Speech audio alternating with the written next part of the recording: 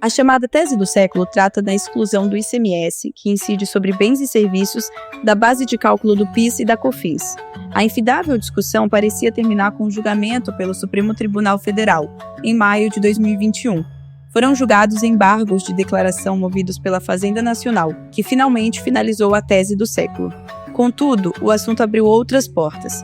O novo capítulo, em julgamento no Supremo, gira em torno da devolução para os usuários do sistema elétrico, na conta de luz, de valores da exclusão do ICMS da base de cálculo do PIS e da COFINS. O assunto é complexo, por isso o Jaule desta semana recebe Bárbara Mengardo, editora de tributos do Jota, para explicar esse julgamento. Esse podcast é uma parceria com o INTE, o Instituto Brasileiro de Transição Energética, e eu sou Marla Sabino, analista de energia do Jota.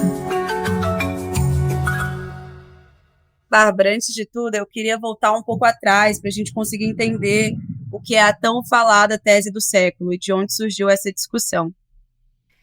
Bom, olá Marla, olá todo mundo que nos ouve hoje. Primeiro queria dizer que é um prazer participar do Jaule pela primeira vez. Não é sempre que as nossas áreas se cruzam, né? Tributação e energia, mas é um prazer sempre falar sobre esse assunto quando existe essa interlocução. Para falar bem a verdade, a tese do século em si não é uma questão muito complexa. O principal problema é o que foi gerado a partir dela. Então, vamos lá. O que é a tese do século? A tese do século nada mais é do que a decisão por meio da qual o Supremo entendeu que o ICMS não entra na base de cálculo do PIS e da COFINS. A discussão para isso é um pouco mais tributária, né? O que é o ICMS, se pode ser considerado faturamento ou receita que entram na base, que são, né, na verdade, a base de cálculo do PIS e da COFINS, mas, enfim, a decisão geral é essa: ICMS não entra na base de cálculo do PIS e da COFINS. A questão maior são 2 pontos. Primeiro, as chamadas teses filhotes da tese do século. Essas teses filhotes, elas são discussões que também envolvem a inclusão de tributos sobre tributos ou que estão de alguma forma relacionadas à tese do século. E aí existem uma infinidade de teses filhotes que algumas ainda têm que ser analisadas pelo Supremo, pelo STJ, outras já foram analisadas, e aí esse é um ponto que ainda está em andamento. Então a gente tem, por exemplo, ISS entra na base de cálculo do PIS e da COFINS, o PIS e a COFINS entram nas suas próprias bases de cálculo. Essa tese que a gente vai conversar agora, sobre a devolução de valores relacionados à tese do século, ela não é propriamente uma tese filhote, mas ela está profundamente envolvida com a tese do século. Bom, uma outra questão relevante em relação à tese do século é a questão da modulação pelo Supremo. A modulação nada mais é do que a alteração do momento a partir do qual uma decisão do Supremo ou do STJ vai fazer efeito. No caso da tese do século, apesar dela ter sido fixada lá em 2017, a modulação só foi analisada em 2021. E aí o que o Supremo entendeu? Entendeu que aquela decisão favorável aos contribuintes, ela só valeria para frente, só valeria a partir de 17 de março de 2017, que foi quando a tese do século foi julgada. A única exceção são os casos de empresas que já tinham ajuizado ações judiciais ou administrativas para discutir esse tema.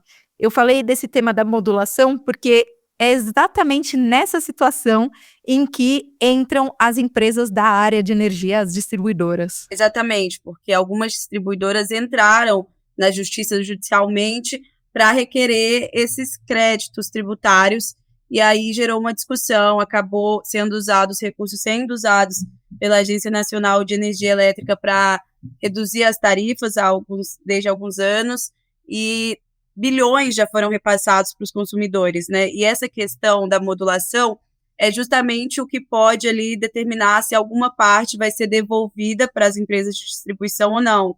E algumas associações do setor de energia alegam que isso pode gerar, assim, para o futuro, a depender da decisão do STF, um aumento na conta de luz. É isso, né, Bárbara? Exatamente, Marla. A discussão nesse processo que está agora no Supremo, que é a ADI 7324, é exatamente essa. Algumas distribuidoras foram à justiça para pedir a devolução de valores da tese do século, ou seja, os valores pagos a mais de PIS e COFINS, porque dentro desse PIS e COFINS estava o ICMS. A questão é que isso gerou uma grande discussão, porque no caso das distribuidoras, esse PIS e COFINS a mais, esse PIS e COFINS com o ICMS incluído, foi repassado para o consumidor final, porque a gente sabe que o ICMS, no final das contas, ele é repassado para o consumidor final.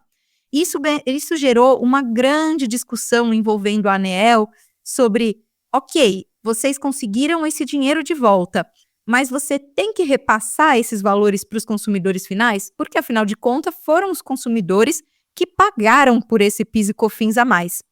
Em 2022, foi editada uma lei, que é a 14.385, que possibilita que a ANEEL defina como vai ser repassado esses valores para os consumidores finais, e essa lei foi questionada judicialmente pela Associação Brasileira das Distribuidoras de Energia Elétrica. E é nesse ponto que a gente está agora no Supremo. Na ação, a Associação Brasileira das Distribuidoras de Energia Elétrica, ABRAD, afirma que a lei que disciplina a devolução dos valores transfere para os consumidores um crédito que, segundo o Poder Judiciário, pertence às distribuidoras. O relator é o ministro Alexandre de Moraes. Bárbara, então essa questão que você está falando envolve a questão da prescrição do prazo, não é isso?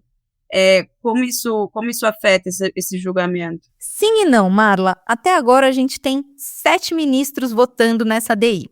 Esses 7 ministros entenderam que essa lei é constitucional, ou seja, ela é regular, ela está de acordo com a Constituição. Isso já é, de alguma forma, inegável. É regular a lei que permite essa devolução. Agora, durante o julgamento, surgiu uma segunda questão, que é: qual é o prazo prescricional? Ou seja, a partir de quando esses valores podem ser cobrados? E aí, basicamente, existem 2 teses que estão colocadas para discussão. A tese dos 5 anos e dos 10 anos. A gente já vai falar um pouquinho para frente que existe uma dúvida sobre qual que é o termo inicial. Mas, enfim, isso a gente vai tratar um pouquinho mais para frente. A questão é que, de acordo com a ANEEL e com as entidades que defendem os consumidores, o estabelecimento desse prazo de 5 ou 10 anos vai fazer com que, na prática, sejam os consumidores que tenham que devolver valores para as distribuidoras. E por que isso? Chega a ser até um pouco complexo de entender, né?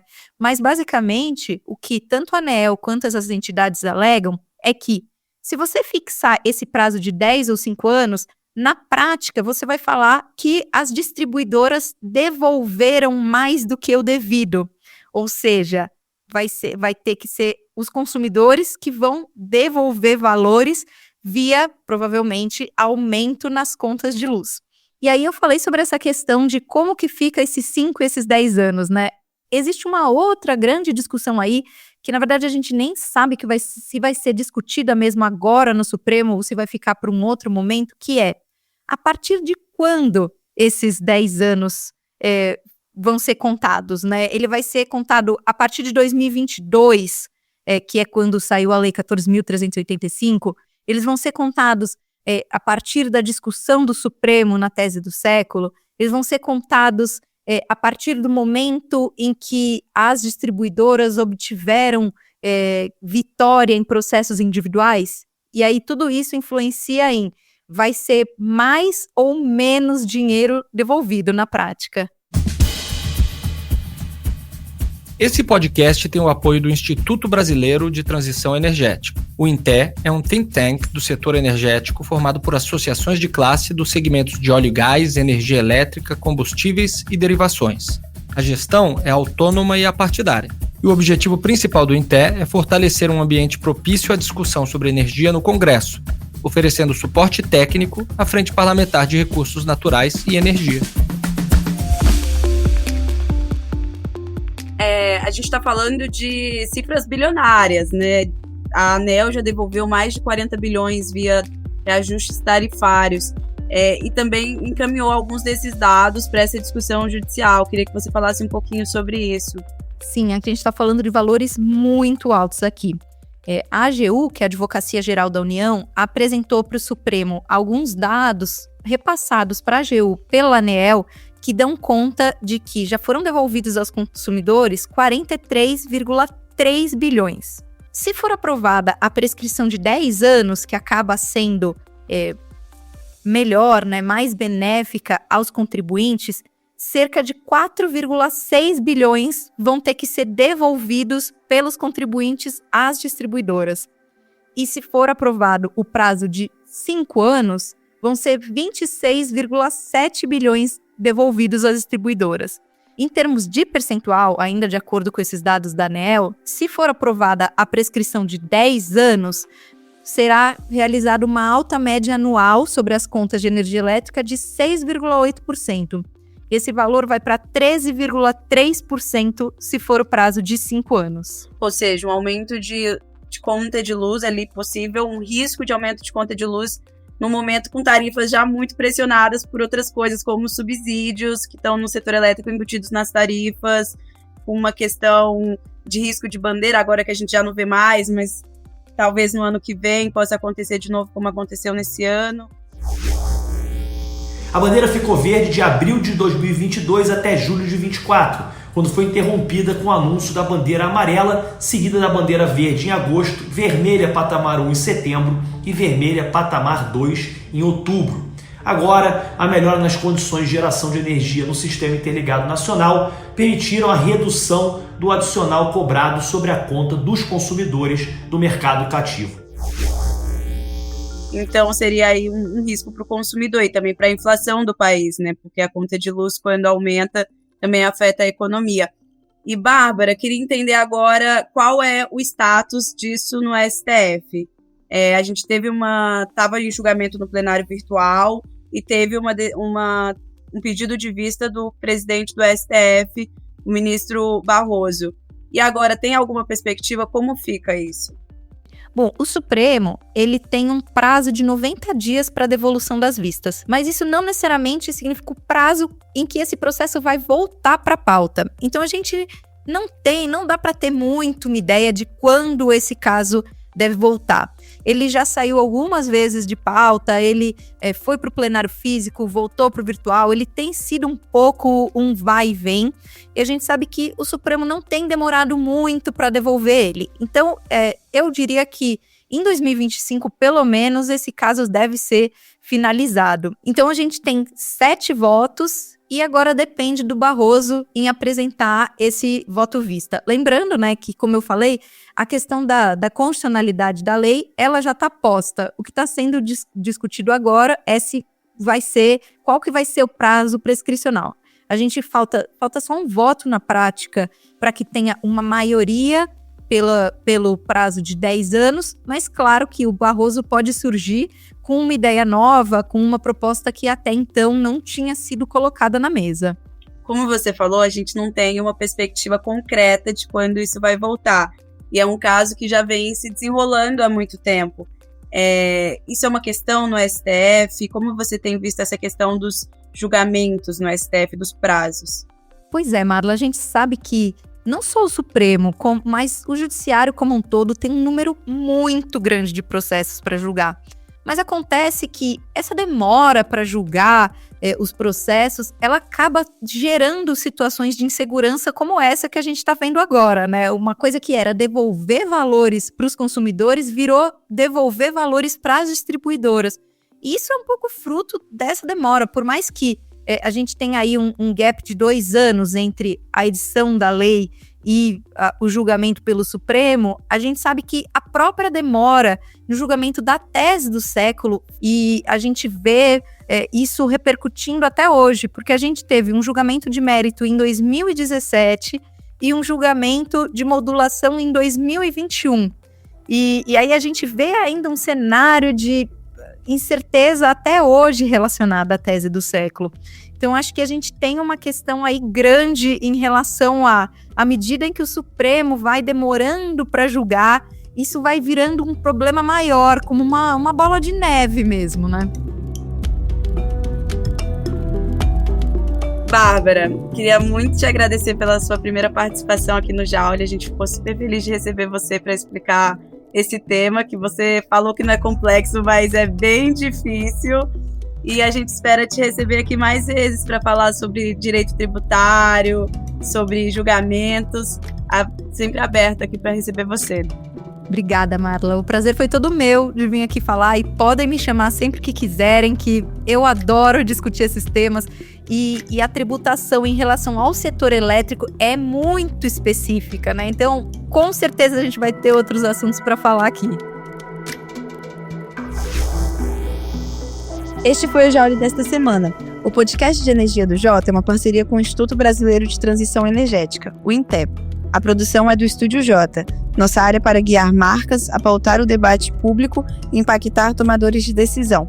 Neste programa colaboraram João Guilherme Lacerda, Letícia Paiva, Thiago Aguiar e André Rossi. Foram usados áudios da Rádio e TV Justiça e Poder 360. Até a próxima!